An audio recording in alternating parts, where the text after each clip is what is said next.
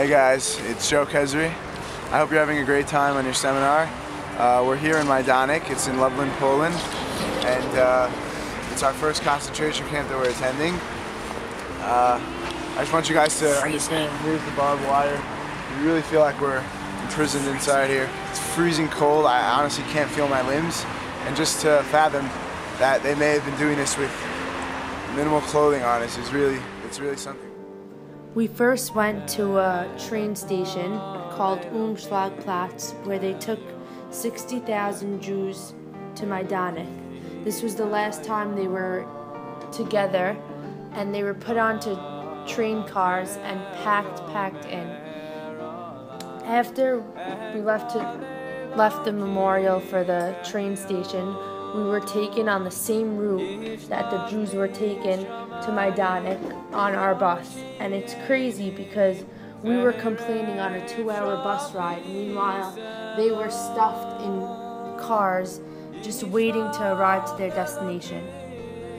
When we got to Majdanek, it looked like a big open space with rows and rows of wooden log cabins. As we walked through the camp, we stopped at one which labeled bath and disinfectant. We were explained that this is where the women were lined up to be taken in to shower. As they got into the cabin, they were stripped and taken into a room with a lot of showers, and water came out. And this was like, they thought they were saved and they had hope. But really, the next step was the scary part. They were randomly chosen to either be thrown outside in the freezing cold naked, soaked after their shower, or taken to the next room where they were gassed and in the gas chamber. After we left the gas chamber, we arrived at a different cabin which showed all the ovens where the Jews were burned, and they looked like pizza ovens. You would never imagine that someone could go in there. And the people who burned their Jews' body were their fellow Jews. The Nazis assigned jobs to Jews to burn their fellow Jews, and this is disgusting.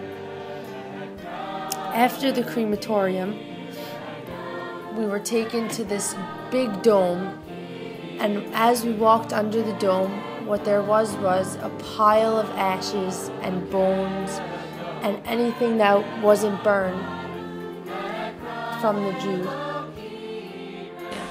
Let's think about that as we in the streets of Krakow, and I just saw a photo of this exact wall and these exact streets of the ghetto. And it's crazy that we're standing here as a group with Flatbush. Let's go, boys and girls.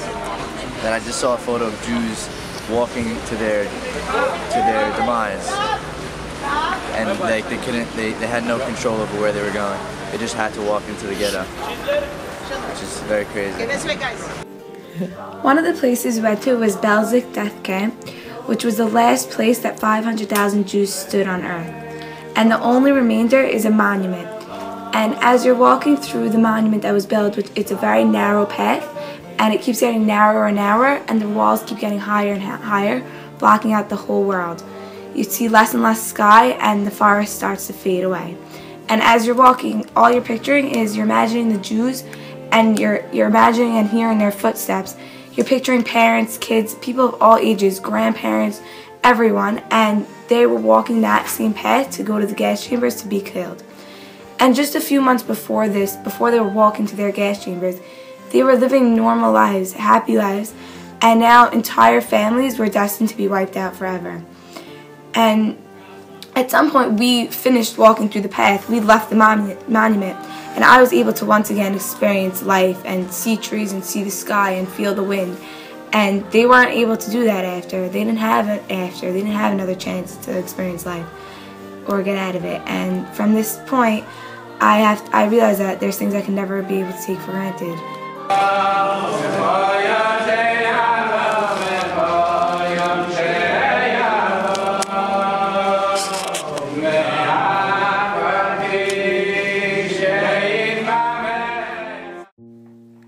Hi guys, it's Jack Sasson, and we're here tonight in the forest in Tarnow. It's nighttime, dark, and very cold, and tonight was definitely the most meaningful experience yet. We just visited a mass grave for over 800 Jewish children. Initially, for me at least, I was unable to understand the severity of what went on here. However, after Rabbi Besser spoke a little bit about how babies were ripped away from their mothers, lined up, and machine gunned down, it definitely hit home.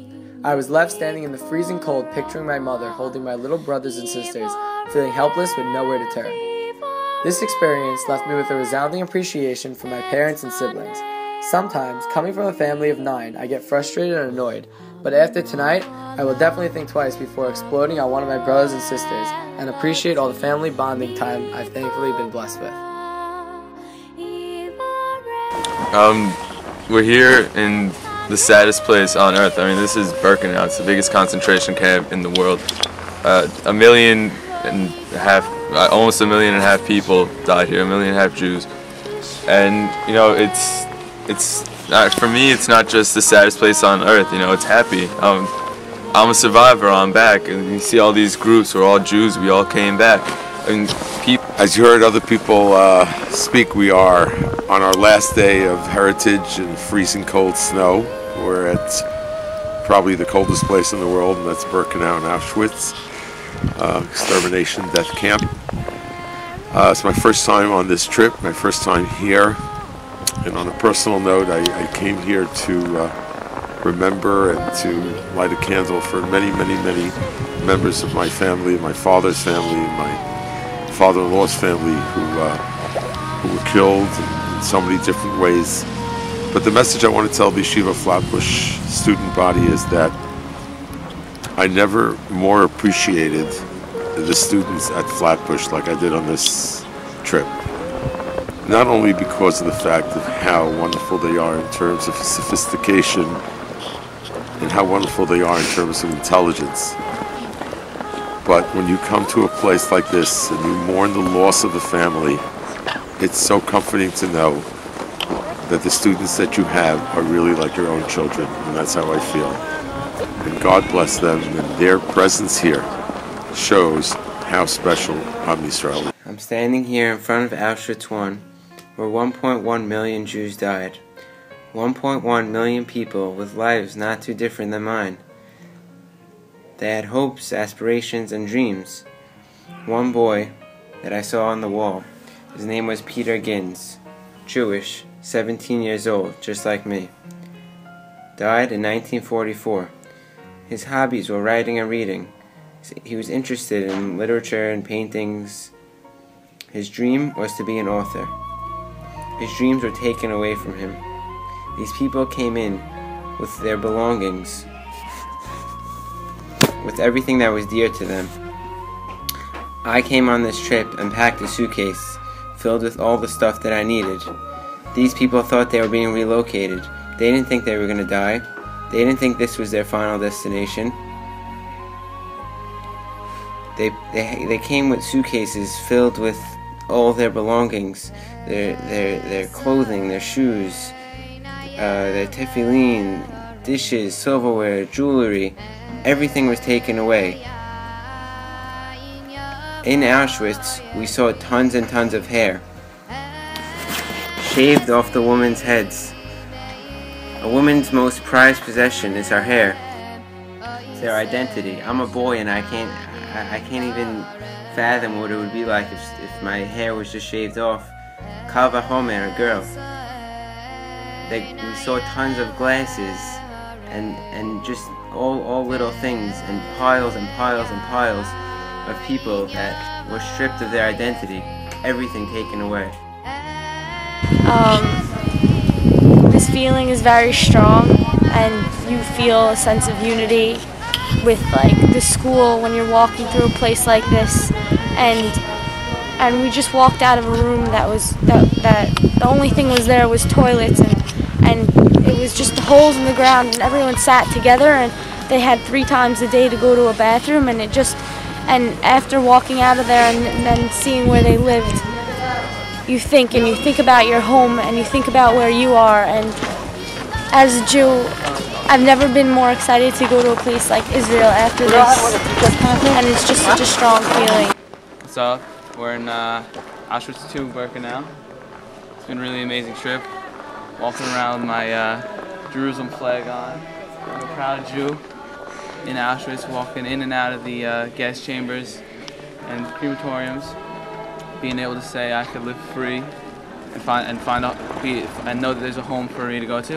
That's where we're going right now. I go to Israel many times a year, and this time that I'm going to Israel, I feel that I have a very different feeling as I leave Poland. And I went through the concentration camps and the work camps, and I've seen all the empty land where there once were people living there, and there were people that were worked to death. And I have a feeling that I have somewhere to go. As the Jews that lived in Poland, they had a place to live, and the place that they lived in was destroyed.